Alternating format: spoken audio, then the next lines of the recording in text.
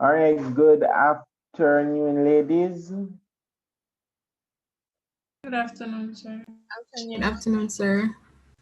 All right, just going through the syllabus to see the different the areas that we have looked at thus far.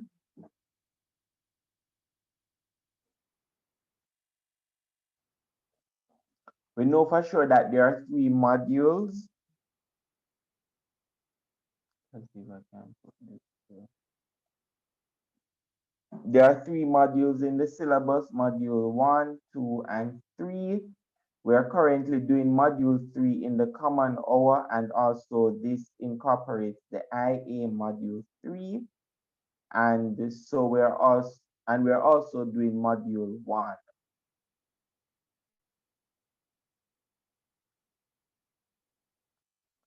So for module 1, we would have already looked at location and definitions of the Caribbean. We look at geographical location, names of territories, subregions of the Caribbean, Greater Lesser Antilles, etc., and the position of territories in relation to the Caribbean Sea, Atlantic Ocean, and others. We also would have looked at the definitions of the Caribbean: geographical, geological, historical, political, and diasporic. We continued to look at the historical process. And for the historical process, ladies, we look at migratory movement and establishment of patterns in the Caribbean from pre-Columbian time to 1838. We also look at migration inside and outside of the Caribbean from 1838 until present.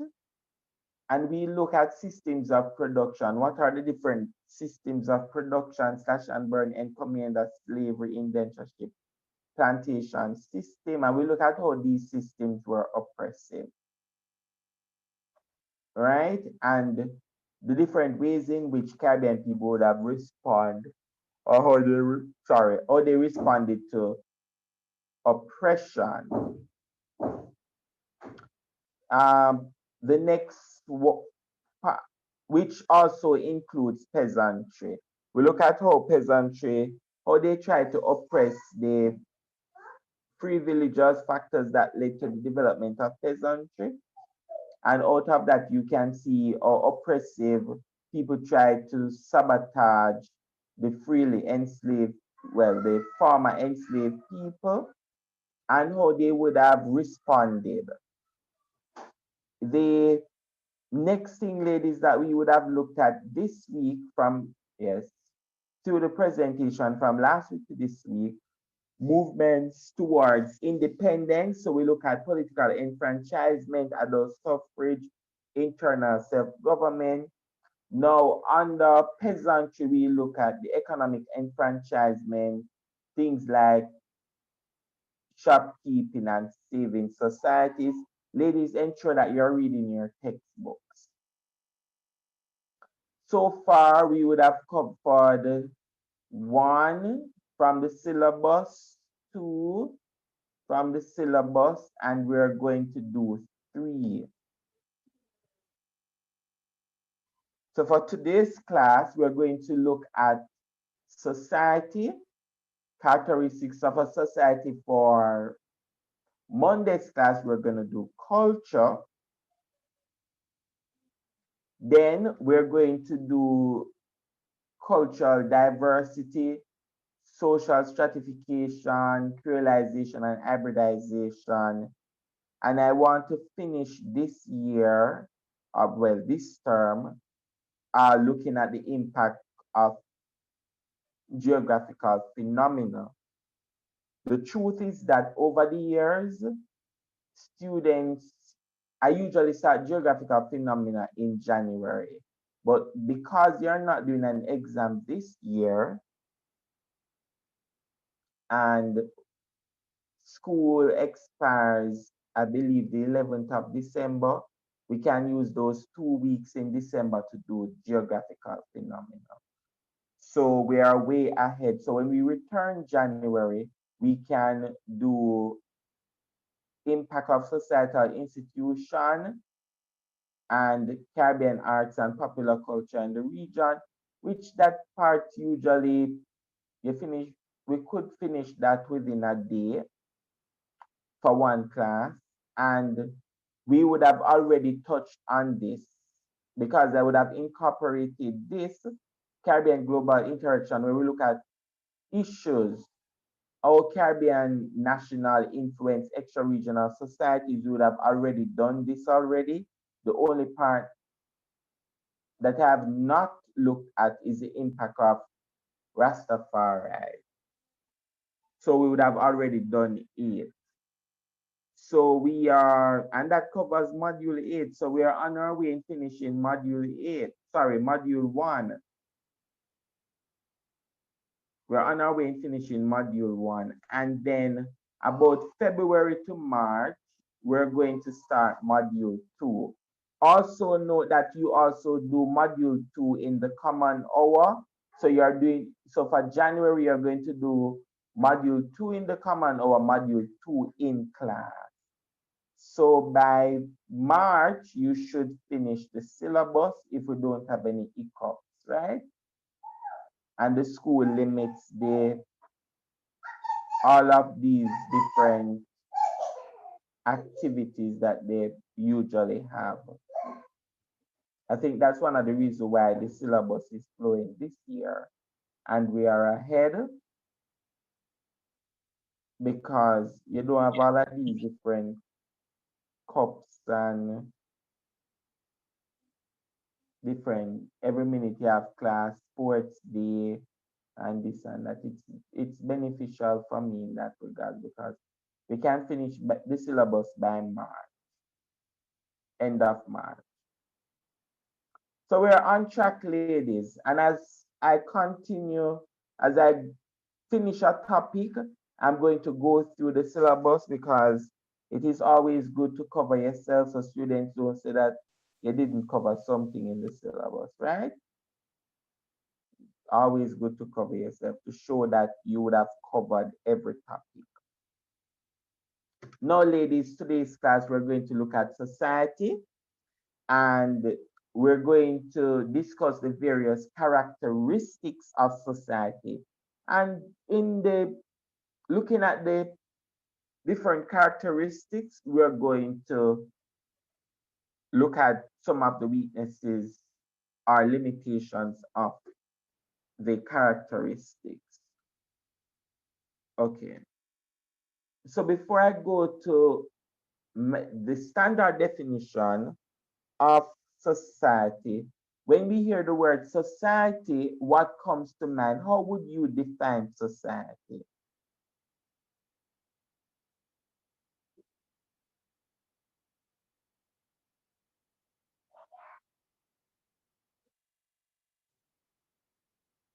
No one?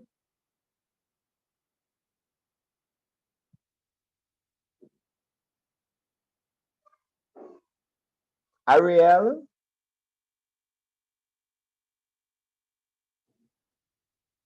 Ariel, you're in the class?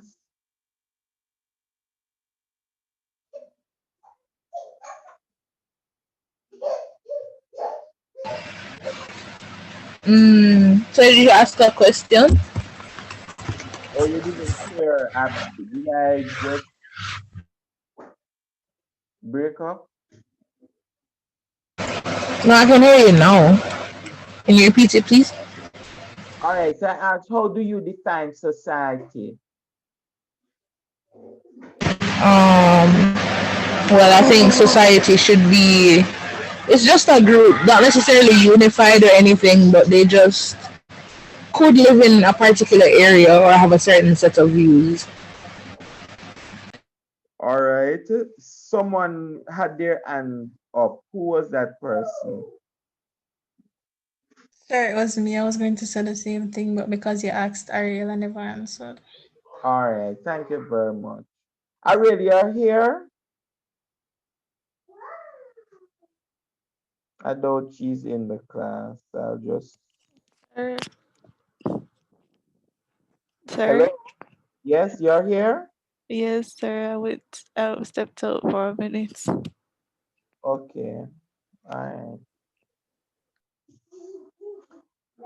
All right. So, ladies, as you're correct, um, that's one of the way in which we define society.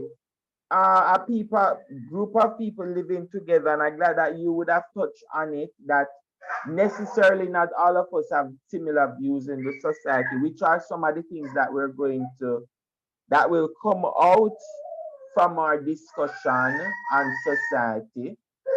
But we know for sure that society is a collection of people living in the same area over time. So that is a standard definition that is used. When I was going to school, well, primary school, and they ask you what is a society, you tell them that society is a collection of people living together. That's what we used to write. And when they used to ask you what is culture, culture is a way of life. So those were two basic definitions that was drilled in our heads from, I believe, grade 4. If I could find my grade 4 book right now, you would see those definitions in there. And so we know for sure that society is a collection of people living in an area over time. Now, that is the definition that has been used, but there are three elements to this definition. One, same area, which implies that the area that people live together is a geographic space. Over time, over time, because it said that people living together in the same space over time, it implies that society is well, there's continuity when it comes to society, and also a collection of people. If you have people living together in a space over time, then people will interact. There's interaction, right? Now, what are the different characteristics or different ways in which people have defined society? One, they say that society shared common purpose. Another is that society is a defined territorial space. Another is continuity over time and space, and also citizenship within a space. So these are the different ways in which we use the word uh, society, characteristics of society. Now we're going to look now at the first characteristic, shared common purpose. And this view is that society is a group of people within a space that shares a common bond, right? Or values. And my question to you is, based on these characteristics of society, in our own society or even in your own groups, you're with your friends, do you all share the same values? In your country, do you share the same values? No, sir. What is different in value systems for your group or in your country? Sir, in the country, you can see that there are different religions. That's an example. Mm-hmm. Thank you very much. Anyone else? Fletcher.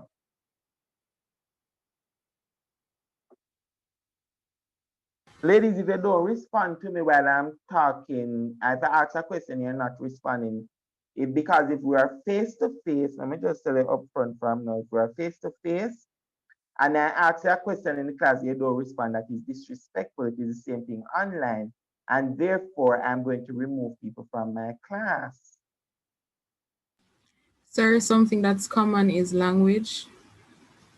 So that is common, but I'm asking value system. Do you share the same values and belief as everybody in your space that you settle?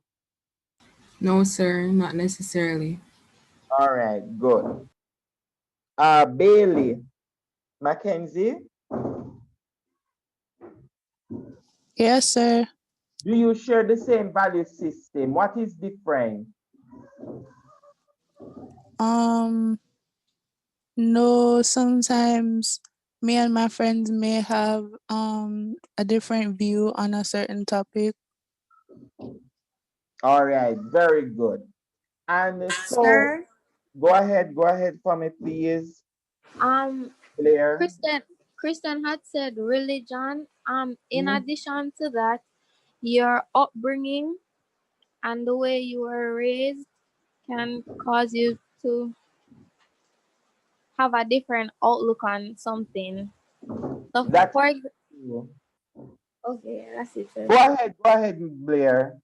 I was gonna say, for example, someone who was raised in a community that is an uptown community versus a community that is, for example, in downtown, they will have different perspectives on life. W- I was going to say in terms of like, because for example, somebody in the uptown community, they might have gotten everything provided for them, while somebody in the downtown community may have had to work for things. So it's not true in all cases, and I'm just giving an example. So Mhm. yeah, that's all. That is a very good example. All right. So we know for sure, ladies, that we don't share the same. Yes, Fletcher. Fletcher, you have something to say? Yes, sir. Even persons who share the same religion might have different beliefs and moral values. I agree. Yes. Very different belief and moral values. I was shocked to see that some Christian, I've met somebody once and they said to me that because they, I always share it with my wife, my grandmother, she's Church of God. Well, God bless her soul. She is now deceased. So she attends the Church of God church and she met somebody from a different church. And the person said to her, because you wear jewelry, she's not going to go to heaven, right? And so even within Christianity, they are both Christians and they have different views or concept of what will allow you to reach to the heavenly or celestial glory as what we sing in church. And so you're correct. This characteristics, one the critique of it is that it presents society as being uh, harmonious, meaning that there's peace, everybody just agree with everything. And the truth is that that's not true. Society have conflicts in it. And so that is one. We all don't share the same value system. We all don't have the same common purpose. A perfect example, as Kristen would have pointed out, religious. Others would have pointed out social upbringing, class, and all of these different stuff. Uh, Political, even when it comes to class in the society, I'm not going to, well, when it comes to class, you have tensions within the society where classes, groups of people, social classes are odds against each other, where there's discrimination towards people of a particular community or people of a particular race and all of these different stuff. And then we also have different political views. Quite a lot of us have different political views. I might support the PMP, you might support the JLP, I might support the JLP, you might support the PMP. So we have different political views. Right now in the United States, we can see that the society is very much divided based on blue and red. Very divided that President Trump last night declared that the election was a fraud. And so And I have a friend of mine who is a pastor in the US, and he put out a post that I love you whether you are Democrat or Republican. And the church is very divided when it comes to politics because people in the church come with their different views when it comes to politics. And it's also divided. So one of the things for sure is that we know that we don't share the same common purpose or the same value systems. We might have similar value systems, but at the end of the day, even when there are similarities, there are differences. Sexual ideologies, how you perceive sexuality, is another way in which we don't all share the same value systems. I'm going to give an example. Yesterday, I read in one of the papers where a young man, he went to Trinidad. He's from Jamaica, went to Trinidad, died in Trinidad. The ministry, which is the government, Ministry of Foreign Affairs, asked the family to come forward. Why? Because this young man would have died in Trinidad 2 years ago, right? 2 years now. And the ministry wants somebody to go and verify the body. The mother said that she's not going to verify.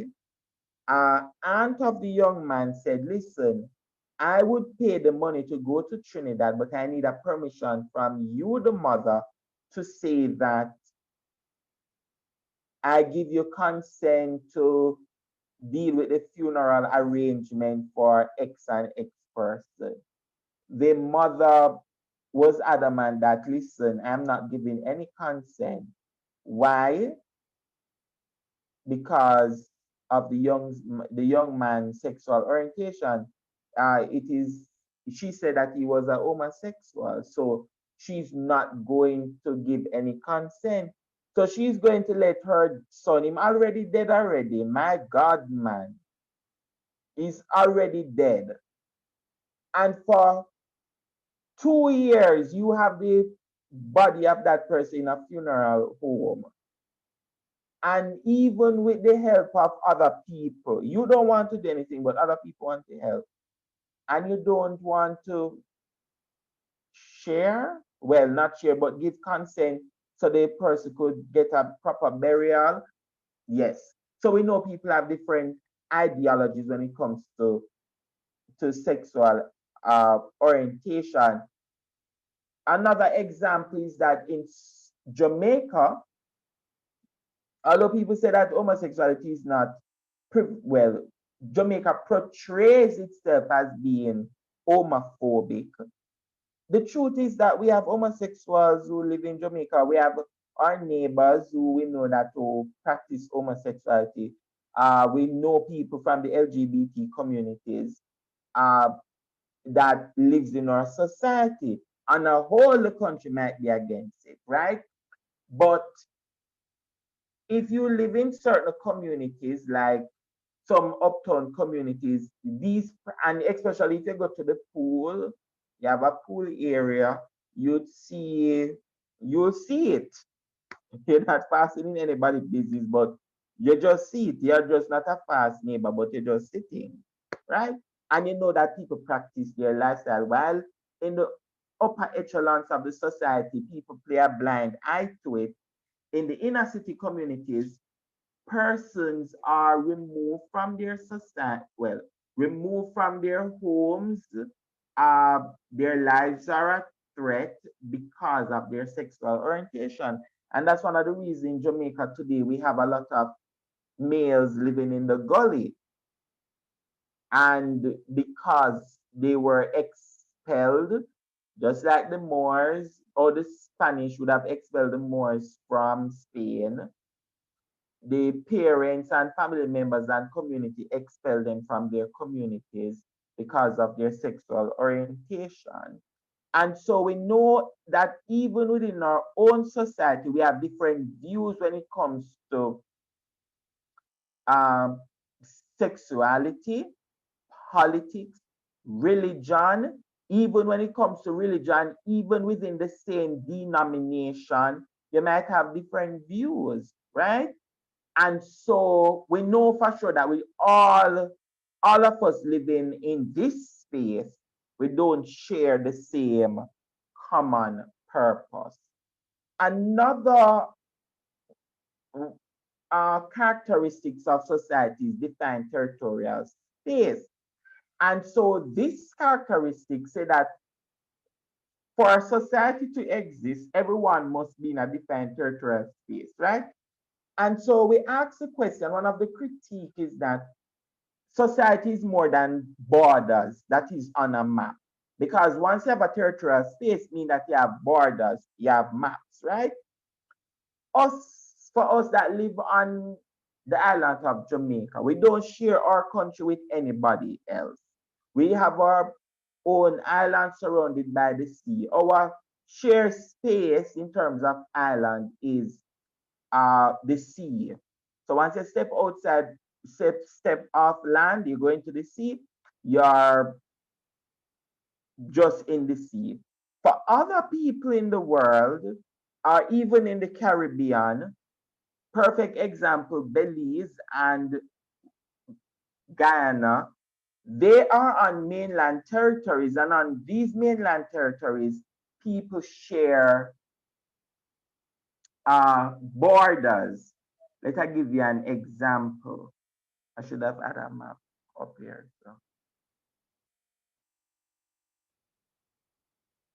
So people share different, they share borders. And one example, when I went to Belize, uh, there was a river that was not very far away that people actually was able to cross the river to go to Guatemala.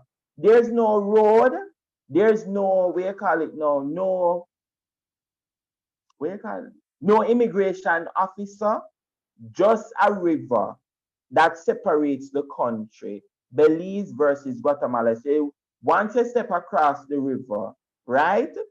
Or you, especially when you have very dry season and the river is very dry, you walk across the river. Once you reach over the next part of the river, guess what? You're in Guatemala. You walk again, come over, you're in Belize. So people share the same space. And so as a result of that, Belize say that that area belongs to them, and Guatemala said that area also belongs to them. So there are disputes over the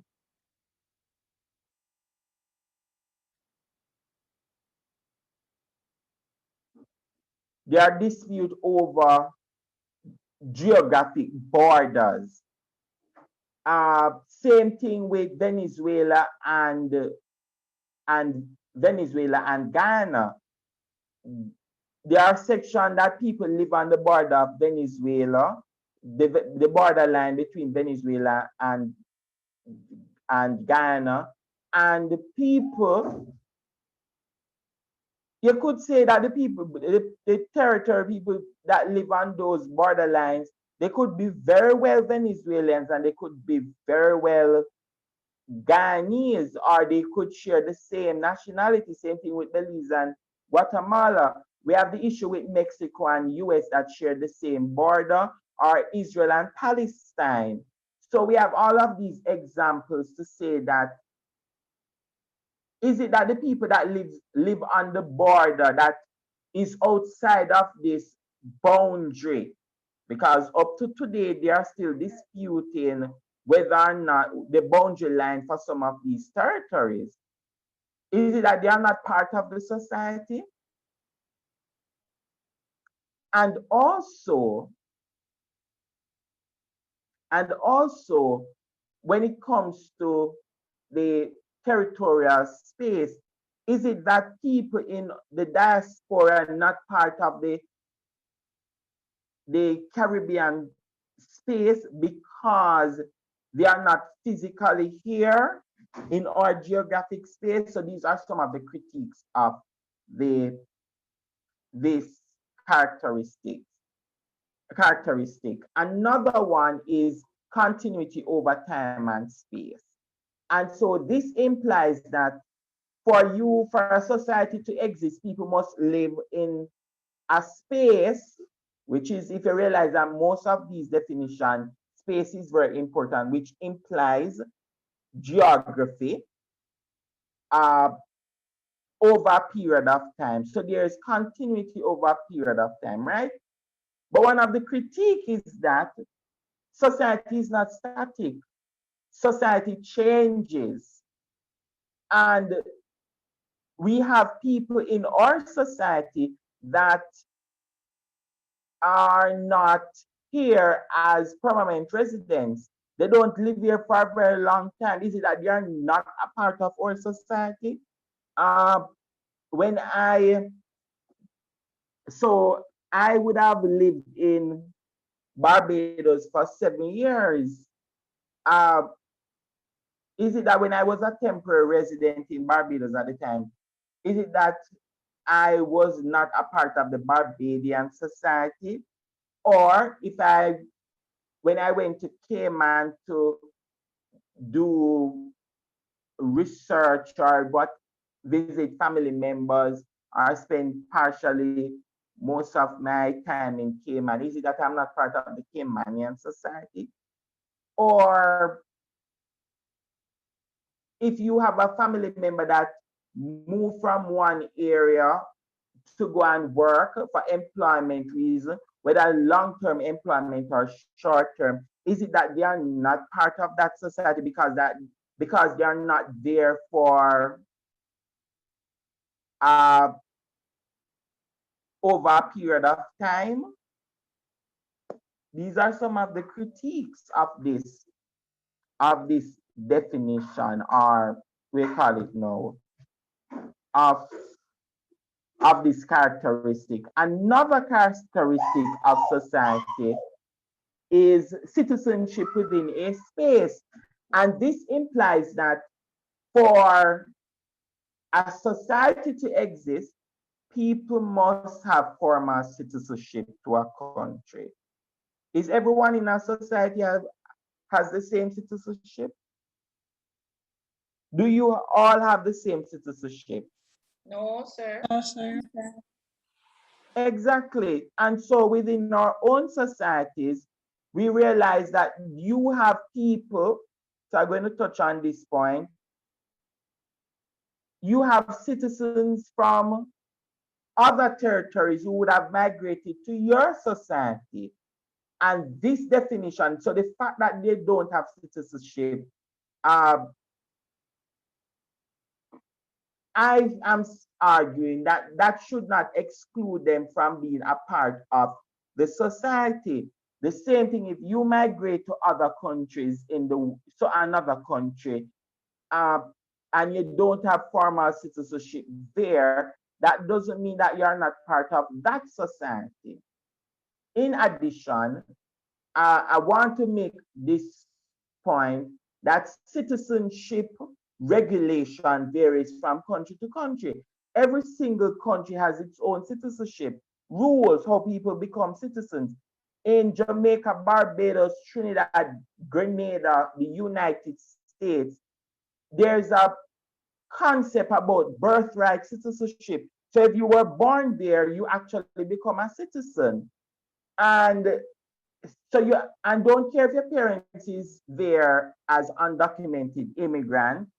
Don't care if uh you you you, as a well you're as somebody who is pregnant and you're on the flight and you go to visit a family member and you have baby in the United States, that doesn't mean that your child is not an American citizenship. Well, not an American citizen, because in these territories you gain citizenship based on birth. While if you should visit places like the UK, United Kingdom, or the Cayman Islands or Bahamas, you don't have citizenship by birth. You receive your citizenship through your parents. So if you're from Palestine, and the wife is from what you call it now? Say your wife is from India, you move to the Cayman Islands. If you have a child there, if they don't have Caymanian citizenship, your child would not be a citizen of that country. Same thing in the UK, same thing in the Bahamas. The Bahamas is even worse because in the Bahamas, if a Bahamian male, so if it's a Bahamian male, and that Bahamian male has a child with a citizen from another country, the child takes the father's citizenship. That is in Bahamas. That is if the child is born in the Bahamas. If it is a Bahamian female that had a child with a citizen from another country, the child takes the citizenship of the father from the other country. So citizenship in that country is passed down through the father. All right. So we know for sure that there are several different countries with different citizenship rules. Next. What about undocumented immigrants? And we no longer use the term illegal immigrants because people cannot be legal by migrating. You don't migrate and you become illegal, right? You don't criminalize immigrants. Immigrants should not be criminalized. If we're going to criminalize immigrants, we have to criminalize the, what do you call them now? The Europeans when they came here and colonized this part of the world. Because up to now, the Tainos and the different indigenous people have given them their citizenship. So undocumented immigrants within society, we have a lot of undocumented immigrants in our society.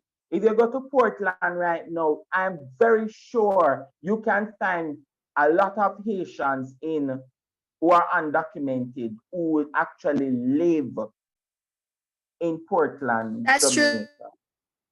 Repeat?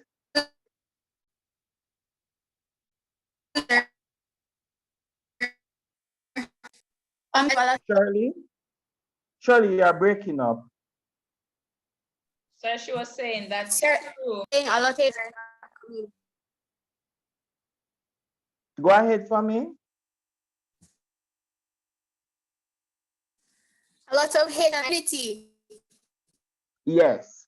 So if you go to Portland in Jamaica, you'll find a lot of illegal Haitians living in Portland. I'm gonna take time.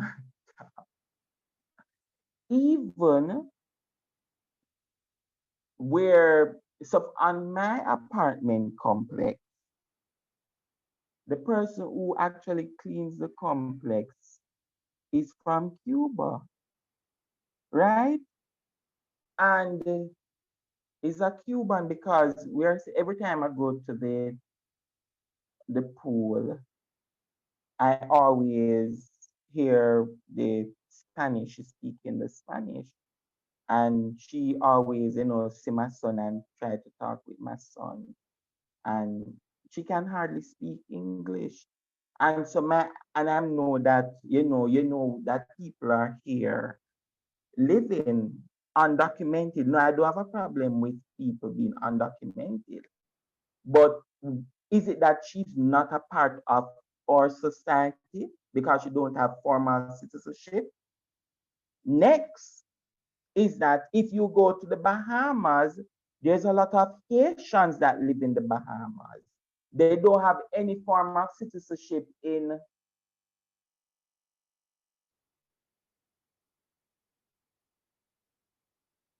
yes, and Shirley said that some of them live with the Rastas. And she said there's a lot of Germans in Portland too. A lot of Asians are in my community. They work in car washes and with the carpenters. Very, very good. Thank you very much for that information. No, Ashley said that Germans are here too. The Germans are here illegally, Ashley? So I don't think so, sir. Okay. Or they are undocumented? There's a lot. And also in the Dominican Republic. Oh, when I was talking about borders, I should have mentioned Haiti and the Dominican Republic, right? In Haiti and the DR, they share the same island with the same border. But if you fly over Haiti or over Hispaniola, there's nothing there to really separate the two countries. So you have people over a period of time that live on the borders. Dominica said that part of uh, that part of the country is theirs, right? A lot of Haitians, they say Haitians live there, but the people from the Haiti, they have their children there. The children has never been to Haiti, even though they live on the borderline. They go to school in the Dominican Republic, they work in the Dominican Republic, and then when the person reach 80, a police officer said the person on the road and said, "Where is your citizenship paper? You don't have citizenship, you send him back to Haiti." The person said, "Why are you sending him back to Haiti? And I've lived here, I've been to school, I go to church here. My parents are Haitian, and everything about me, I speak fluent Spanish. And because I don't have the citizenship, then you're sending me back. 80 years of your life you live there." And those are some of the experiences that Haitians that live in the Dominican Republic, who they are really not Haitians, really. Their parents are Haitian, but they are from Haitian heritage, but they lived, born, raised, everything Dominican, but they don't have formal citizenship. And that's a problem in this part of the world. So we have a problem with Haiti, the Haitians in the Bahamas. Trust me, the Bahamians treat the Haitians horrible. Horrible. Sir, Go ahead. I remember one time with the hurricane or some natural disaster that happened in Bahamas. Well, I think some Haitians went over there first, and then that happened. So they were saying that the Haitians brought their voodoo and whatever, and it's because Haitians in the country why that happened and whatever. And I've heard that, and I have said to them, I've heard Percy say that, and I said to them that, you see, after the Haitian Revolution, there was a lot of Haitians, not after the Haitian Revolution, there was a lot of Haitians who would have helped to fight in the American Revolution. And a lot of those Haitians, once the revolution came to an end, they went to the Bahamas and they settled in the Bahamas, right? And for years, Haitians have been living in the Bahamas. For years, they have been living there. And so if Haitians bring in the voodoo there, it's not that the voodoo is there now. The voodoo is there for a very long time, from 1789. I said that to somebody in a comment on Facebook, and the person got upset, but I don't care, because they need to know their history. Something is wrong. And the same problem with the Guyanese. You have a lot of Guyanese and Vincentians who are undocumented in Barbados. When I was in Barbados, they used to raid the houses where Guyanese used to live. And if you're in Barbados, not all Bayesian, because Barbadians and Guyanese have very strong familiar heritage, right? And I remember one time I go somewhere and the person asked me if I was Guyanese, and I said no. Person said because of my hair, I wasn't actually a barber shop, and person thought that because of my hair, the texture of my hair, I was Guyanese, and somebody mentioned and said that a good Guyanese is a dead Guyanese. I shouldn't be laughing at that. But I was shocked that they actually thought that I was Guyanese in the shop, the one of the barber shop. And also, you have a lot of illegal, well, undocumented Jamaicans living in Antigua. Anybody go to Antigua, you realize that, trust me, is about 10,000 Jamaicans living in Antigua. Some have citizenship, some don't have citizenship. Same thing with Barbados. You have not a lot of Jamaicans who is undocumented there, but you do have. And what about Caribbean people that migrate to places like the US, Canada, and the UK? When you go to the United Kingdom, there's a lot of people in the United Kingdom who would have left Jamaica around 2000, right? They heard that Britain was going to implement visa system on Jamaicans, and they never want to be stuck in Jamaica. So they rushed and they went to the UK, lived there, and trust me, up to this day, they have not returned to Jamaica and they don't have any paper formal citizenship for the UK. Same thing, we have people, it's something that is cultured, where you hear people say that, that this person run off in the US or run off in Canada, meaning that they are there illegally, right? They go to visit, but they just don't return. And so my question is, the undocumented immigrants in our society, is it because they are undocumented based on this definition, they are not part of our society? The truth is that they are very much part of our society because they have contributed significantly to different aspects of the different societies. Now, when we look at Caribbean societies, ladies, one of the characteristics of Caribbean societies that we have common experience in terms of our history, oppression, all of these different stuff. We share the same geographic space. We have the same language, although we might have different variants of Creole, but the mere fact that we have Creole languages in the Caribbean shows that we have some form of similarity. We are very diverse when it comes to religion in the Caribbean. And one of the places that we have a very strong,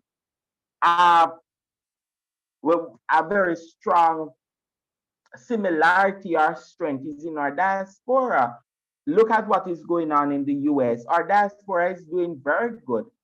People in the diaspora really don't see themselves as Jamaican, Barbadian, Trinidadians, Grenadians. No.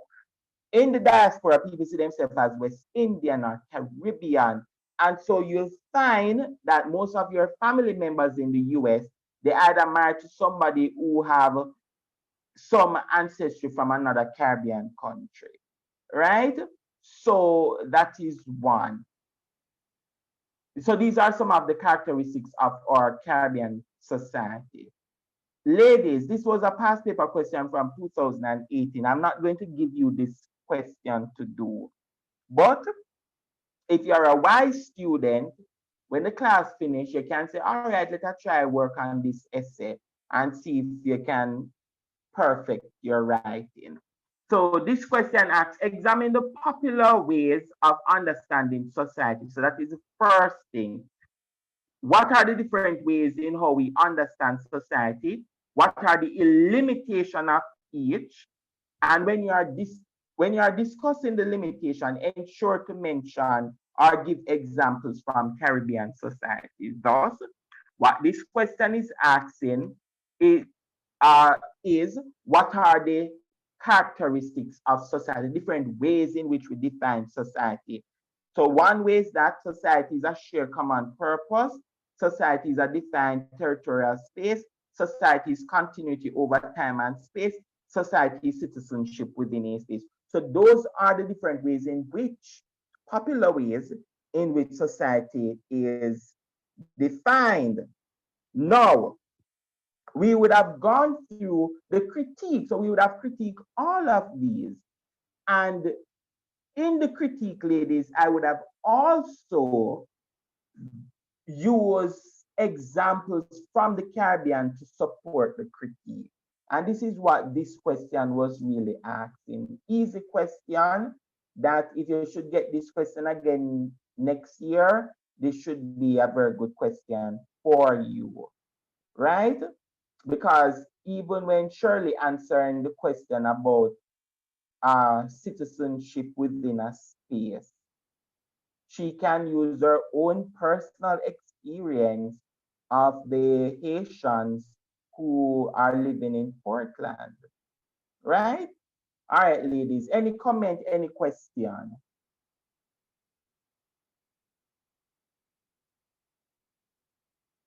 No comment, no question. All right, ladies. So for that, we are through on Monday. We are going to do culture, and on Tuesday, you're going to get an activity in the Google Classroom on society and culture. All right, it should be about 50 questions on society and culture. All right, ladies, enjoy the rest of your day. Okay, sir. Thank you. Same to Yes, you. sir. Thank You, sir. you. Same to you. Bye. All right, Sir. go ahead. Somebody, okay.